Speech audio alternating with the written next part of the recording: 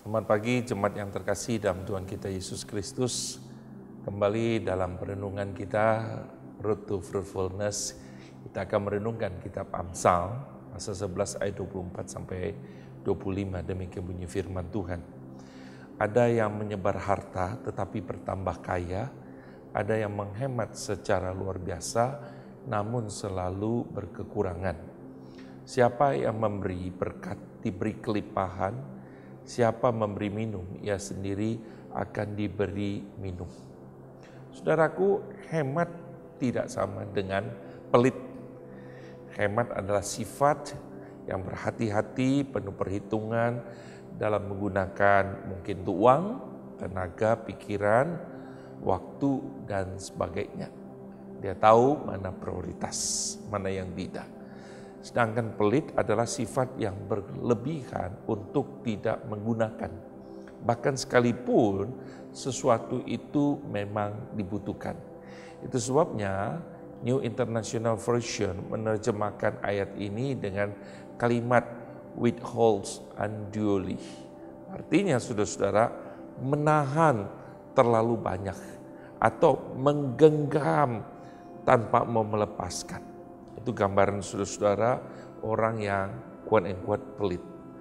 Penulis Amsal tidak mengajarkan kita untuk hidup boros, tapi juga untuk tidak pelit. Amsal ini saudara-saudara mengajarkan kepada kita bahwa ini ada suatu fakta kehidupan. Ada orang yang menyebar harta tetapi bertambah kaya, dan ada orang yang menghemat, yaitu withhold unduly, memegang atau pelit secara luar biasa, namun selalu berkekurangan. Firman Tuhan ini ingin mengingatkan kepada kita untuk berhati-hati menjaga hati kita. Apa yang kita isi dalam hati kita akan menentukan sikap atau respon kita nantinya. Saudara-saudara, hati manusia itu tidak besar. Kalau menurut ilmu kedokteran sekitar 7,5 cm untuk wanita dan 10,5 cm untuk pria.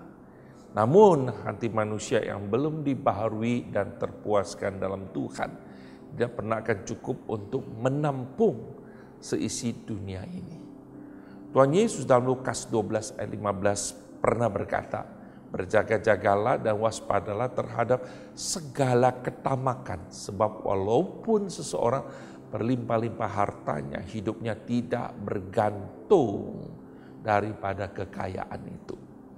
Pagi ini saudara, lewat kebenaran firman Tuhan, Tuhan ingin menyapa kita, mengingatkan kita bahwa yang pertama, harta kekayaan bukan tujuan hidup kita.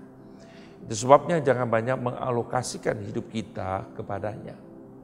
Saudara-saudara, tentu ini tidak berarti kita tidak perlu bekerja, berusaha dengan serius.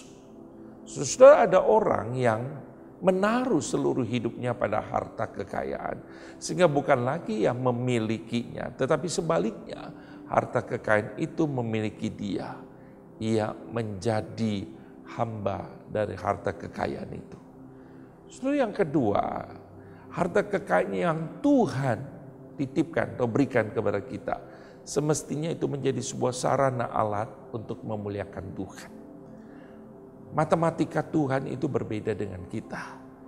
Ukuran Tuhan bukan seberapa banyak yang kita bisa kumpulkan di dunia ini, tetapi seberapa cukup hati kita atas apa yang kita terima. Dalam doa Bapa kami, Tuhan Yesus mengajarkan kita berdoa, berikanlah kami pada hari ini makanan kami yang secukupnya. Kecukupan itu menimbulkan ucapan syukur. Dan ucapan syukur itu mendorong kita untuk berbagi. Kiranya Tuhan menolong kita untuk memiliki hati yang puas atas segala berkat Tuhan di dalam hidup kita. Kiranya Tuhan menolong kita. Amin.